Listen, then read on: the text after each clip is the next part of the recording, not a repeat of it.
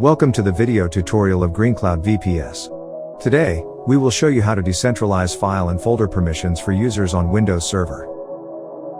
First of all, to assign file or folder permissions to users, you need to have users on your Windows Server. If you haven't created a user, you can see our user creation guide. Now, right-click on the folder you want to change and select Properties. In the Properties window, switch to the Security tab and click on the Edit item. Next, click Add. Now, enter your account name or click Advanced if you don't remember the account name to be authorized. Then you click Find Now to find the account. Then you click OK. At the Security tab, select the user. You can choose the permissions for the user, then click Apply. Now, go back to Properties, and at the Security tab, select Advanced.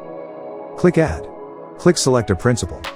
Now, enter your account name or click Advanced if you don't remember the account name to be authorized. Then you click Find Now to find the account. And in the Permissions section, you can choose Basic or Advanced. Next, pay attention to the Type section. There will be two options, Allow or Deny. Then, you can choose the Applies to section. After the setup is complete, click OK to finish. Next, in the Owner section, click Change. Select the account to transfer the permission, then click OK. Continue to click Apply and select OK. Now, you have successfully transferred the file or folder permissions. And now, when accessing with another user, you will not be able to open the file or folder when that user is not authorized.